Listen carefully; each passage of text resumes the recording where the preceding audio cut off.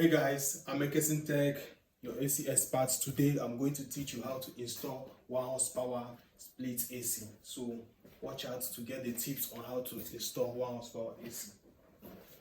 Okay guys, this is 1 horsepower AC Kenstar unit. As you can see, this is the name of the AC, Kenstar. I believe that this Kenstar is a nice AC. For so far, I've been installing the AC. It has been a nice AC. So here are the accessories. Okay, here are the places I'm going to install the AC at this angle. Okay, I've already opened the hole. So first of all, you got to bring out your tools. Let me show you the tools. This one is insulation tape. This is street tape.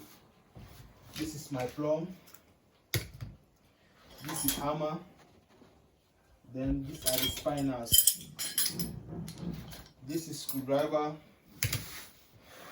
and these are the nails with the indoor hangers. Here is the kit pipe.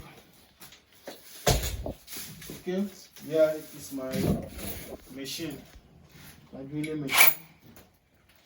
Okay, this is the outdoor hanger.